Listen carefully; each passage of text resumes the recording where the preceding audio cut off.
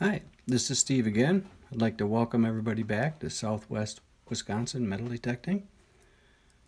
I thought I would do a 2019 wrap-up, even though you guys didn't get to see me dig them because I just started my channel, but we'll just get right to it. These are the items that I did dig this year. As you can see, I've got a porcelain Chevrolet emblem.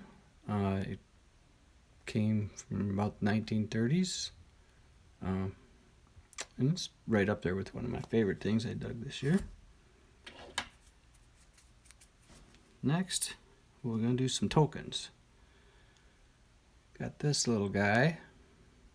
It says, "If you love me, grin." Seems quite old. It is hold in the center. So I was thinking maybe it was used as on a string. It was a kid's toy maybe. But neat little find. My next one here is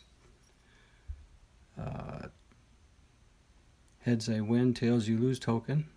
I'm sure some of you will be familiar with that.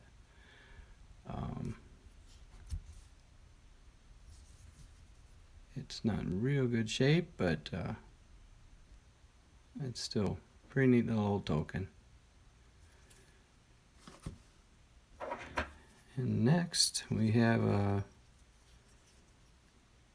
Safety Legion token.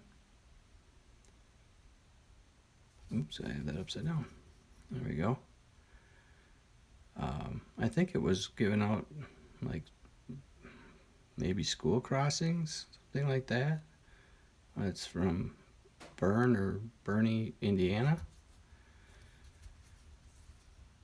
And let's see, what does it say on there?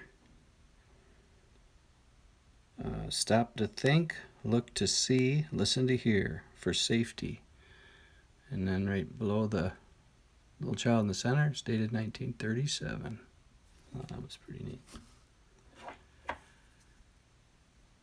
And next token is just a state of Wisconsin Great Seal, but it's definitely an older one.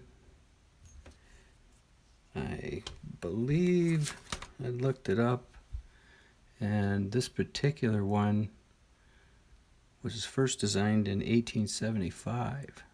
I really don't think it's quite that old, but they did change it, I'm not sure, 20, 30 years later. So it could be early 1900s, but great shape. Being from Wisconsin, I really like that. The next one is a little Girl Scout. I think it was a pin. It has 7 arrows on the bottom right. That means something. I think 1960s. But nice old pin. This aluminum token says Look, 25 anniversary. That was for Look magazine, 1962. It just says the same thing on the back. Really fun token. This one here, not in super good shape. Oops. Let's get it right side up for you here. It says Farrell and Hamilton. Good for 5 cents. If I can hold it still for you. There we go. Good for 5 cents in trade. And I did a little internet research on it. It's got a donkey on the back. And I think it's an old one. So I think one of the partners left it was a hardware store, and he left the hardware store in 1901. This is really interesting to me. It's a New Zealand 1 penny from 1947, and someone carved it into a heart. That's a kiwi bird there. I'm assuming maybe the gentleman carved it for his lovely wife. But that was just along a line fence in a field, like 100 yards from a house. So that's really neat. I really enjoyed digging that one too. Of course, I enjoy digging all of them. Here's a little tiny token. It just says Mulrooney's on that side, and good for 2.5 cents. But you detectorists know how well these aluminum tokens ring up. That pretty much covers that. I got a couple of buttons. Well, I dug a lot of buttons, but these are two of my favorites. It's kind of, I guess, Victorian. It's an ironback 2-piece button. I guess, I don't know if that's a jester playing a lute or something, but very, very neat button. This was by far my favorite button. It was a 2-piece. I only have the front, but it's a GAR button, Grand Army of the Republic. So it was a Civil War veteran's coat button I found in the middle of the woods near a cellar hole. And to me, that's just incredible. Love that button. And now on to a few coins. I'm only showing you a 1985D Lincoln cent, but that sure looks like a steel penny to me. But anyways, that's why I'm so fascinated by it. If anybody has any ideas on that, shoot me a comment, because I researched it and it shouldn't be. It's not a war penny.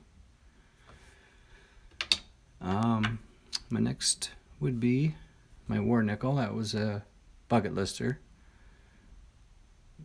Denver Mint. You guys know what these look like, but I was my first one for silver nickel, so that was exciting. And all the rest of these are bucket listers for me. I got a beat up Barber dime. I found it near they ground up a stump, so I think the grinder hit it. But that's okay. It's still a Barber dime, and I love it. And my second Barber this year was this 1910 quarter, in a little better shape. I might have nicked it on the edge when I was bringing her out, but boy, they have a beautiful back on them, don't they? Just love it. And the next two also were bucket listers. I found two Lock and Liberty $50 this year. Of course, everybody knows what them look like. Them are probably the prettiest coins ever minted. Yeah, that's the 35. And then I got one 1945 that I put on a necklace. I was so proud of that one. Nice warrior. And finally, I dug this Morgan silver dollar in a sidewalk strip in my hometown. You might notice it's got an awful lot of copper color to it, and I found that strange. 1889 Carson City Mint. And after I got it home and did some research, because it just didn't look like silver, I found out that it's a counterfeit. It weighs about 2.5 grams to 3 grams light. So I was pretty disappointed. But then a fellow detectorist pointed out to me, hey, you found a counterfeit Morgan silver dollar. That's pretty cool. So, yeah, I feel like it is, and I proudly display it in my collection. Well, thank you so much for tuning in again. I surely appreciate it. If you haven't hit the subscribe button yet, please do that, and the notification bell. and I'll be back with the next video. Thank you so much.